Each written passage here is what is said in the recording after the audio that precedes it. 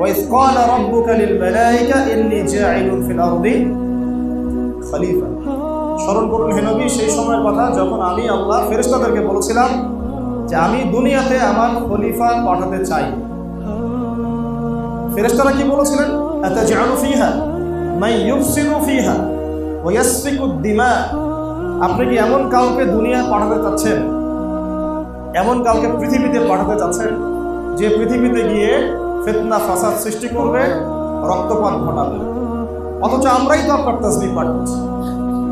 আল্লাহ পাক বললেন ইন্নী আ'লামু মা লা তা'লামুন, আমি যা জানি তোমরা তা জানো না।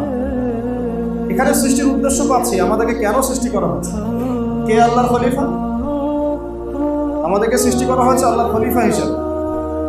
প্রত্যেক নবী আল্লাহর খলিফা ছিলেন, প্রত্যেক রাসূল আল্লাহর খলিফা ছিলেন, প্রত্যেক ইমাম আল্লাহর খলিফা ছিলেন, এমনকি আমরাও আল্লাহ পাকের খলিফা।